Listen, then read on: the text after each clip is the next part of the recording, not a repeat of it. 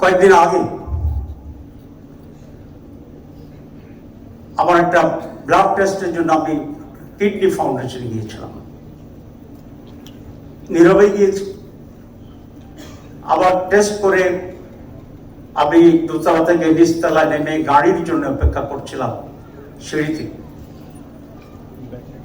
তখন এই প্রতিষ্ঠানের চেয়ারম্যান নামলেন গাড়ি থেকে। আমাকে দেখে আগের চেয়ে বহুবার ওনার সাথে আমার দেখা হয়েছে। আগের চেয়ে অনেক বেশি আগ্রহ নিয়ে, 80 বছরের বেশি তার বয়স, যতদূর সম্ভব দৌড়ে হাঁটতে পারেন সেরকম একটা হেঁটে আমার কাছে এসে হঠাৎ করে আমার হাত ধরছে এবং বললেন যে চলেন আমার অফিসে চলেন। গেলাম, অনেক কর্মী মানুষ, উনি বলাতে গেলাম। খুব আগ্রহের সাথে আমাকে বসতে বললেন, বসলাম। চা দিতে বললেন, চাও আসলো, কথা হচ্ছিল। আদর্শিকভাবে উনি আমাদের খুব কাছের লোকের কম না, আমাকে আগে থেকে চিনত। বললো যে এবার তো আপনারা ক্ষমতে যাবেন। ওনার বক্তৃতা শুনে আমি খুব বিস্মিত হলাম। উনি খুবই দামি দামি মানুষ। তো আমি বললাম যে না স্যার, এবার আমরা যাবো না। কি বলেছি? এইবার যাবো না বলছি, যাবো না বলি। তখন আমাকে বলে মেয়েদের নিয়ে কি করবেন? তারপর মেয়েদের নিয়ে কি করবো? কিছু করবো না। যে পর্দা করবে করবে, যে মুখ ঢাকবে ঢাকবে, যে খোলা রাখবে খোলা রাখবে, যে পর্দা করবে না করবে না। আমি বলবো আমরা কোনো কিছু ইম্পোজ করবো, চাপিয়ে দেবো। তো উনি বলে যে আপনার কথা শুনে তো আমি বিস্মিত হইতেছি। আমি যা বলছি তাই জামাত ইসলাম মনে করে। তারপরে বললো যে আপনারা হাত কেটে দিবেন কিনা। আমি বললাম যে না স্যার, আমরা হাত কাটবো না। কি করবেন? বলছে আমরা এই মুহূর্তে একটা ওয়েলফেয়ার স্টেট করব। কি বলেছি?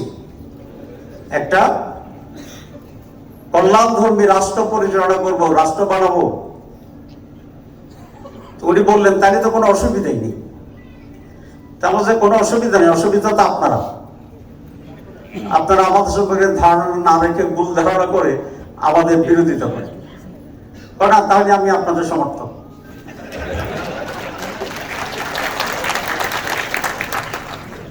আমার এই কথাটি বলা কি মিনিংফুল না মিনিংলেস? আজকে যে আপনাদেরকে বললাম, এটা জেনে meaning?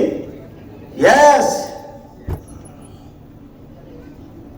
What is the meaning?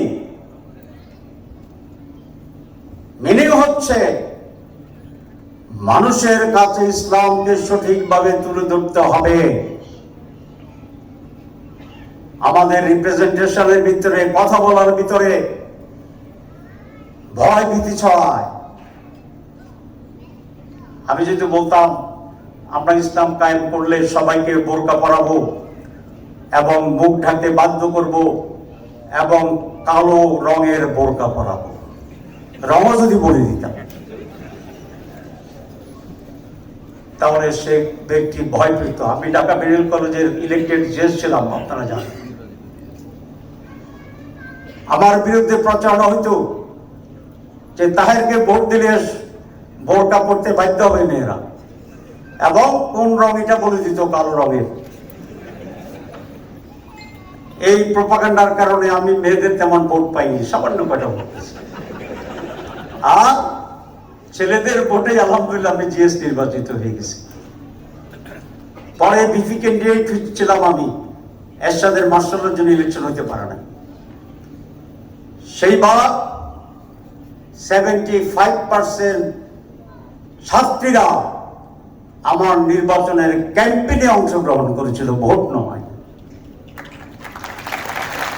কারণ আমি জিএস হওয়ার পরে মেয়েদের জন্য বোরকার প্রেসক্রিপশন দিইনি, বরং মেয়েদেরকে দেখলে আমি মাথা নিচু করে সালাম দিতাম, একটা মেয়েও আমার সালামের বাইরে ছিল না। মেয়েদের জন্য আমি স্কলারশিপ 2টা বুথ করে দিয়েছিলাম, না একটা বুথ ছিল। মেয়েরা কম সময়ে টাকা উঠাতে পারতো, দে আর ভেরি হ্যাপি। আর আমার জন্য পর্দা মেনটেন হয়েছে কিছুটা সময়ের জন্য, আমিও হ্যাপি। যে যাওয়ার পরে আমি প্রিন্সিপাল মাদের সাহেব ছিল, ওনারা যেটা বলছেন, আমি মেয়েদের হোস্টেলে ঢুকলাম। কোনো জিএস মেয়েদের হোস্টেল ভিজিট করতে না, গিয়ে দেখলাম যে বদনা নাই, দরজার একটা স্কুলটা ঢিলা, সবগুলোতে সমস্যা, কিন্তু সমস্যা খুব সামান্য। আইসা এই প্রিন্সিপালকে বলি 50,000 টাকা স্যাংশন করাইলাম।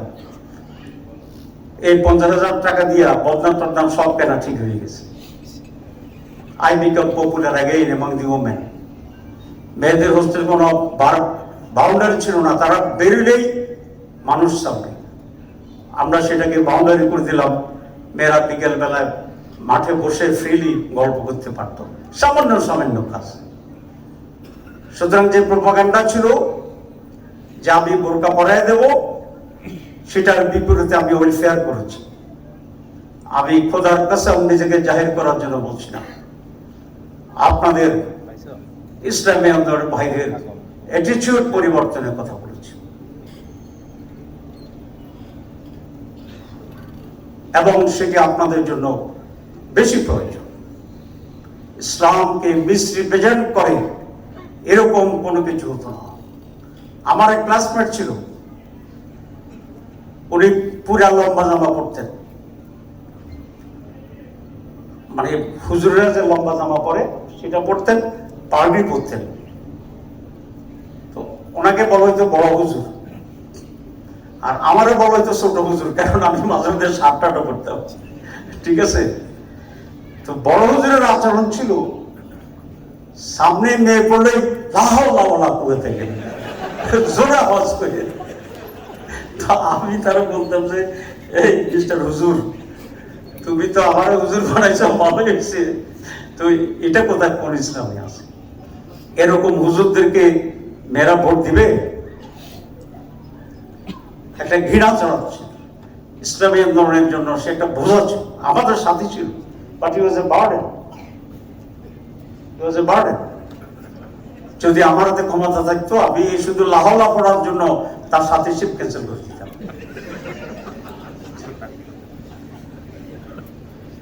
আমাদের যেটা বলেছিলাম যে ইসলামকে প্রপারলি রিপ্রেজেন্ট করতে হবে, এটা একটা সিগনিফিকেন্স।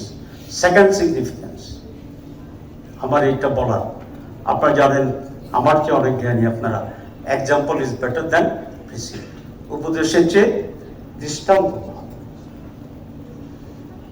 আরেকটা সিগনিফিকেন্স হচ্ছে এই যে অত বড় প্রফেসর বাংলাদেশে, যিনি আদর্শিকভাবে আমাদের পক্ষের লোক নয়, উনি বলেছেন আপনারা ক্ষমতায় যাবেন। এটার গুরুত্ব আছে কি না? উনি আমাকে বলল যেটা বক্তারা বলেছে, আমাকে বলছে আপনাদের মেন এজেন্ডা কি? আর বলছে কারাপশন ফ্রি সোসাইটি, দুর্নীতি দূর করবো।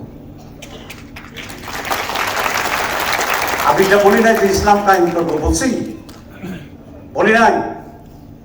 আমি জানি তার সাইকোলজি, আমি জানি কোন কথা বললে তিনিও একমত হবেন, আমিও একমত থাকবো। দুর্নীতি বিরোধী সমাজ, এটা কি ইসলামের কাজ না? কাজ না। আমি ইসলামের কথাই তো বলছি। এবং উনি যেটা বললেন সেটা সিগনিফিক্যান্ট, এই জন্য আপনাদেরকে বলছি। উনি বলেছেন হ্যাঁ, আপনারাই দুর্নীতি মুক্ত সমাজ কায়েম করতে পারবেন, কারণ আপনারা দুর্নীতি করেন না, সবাই দুর্নীতিবাজ।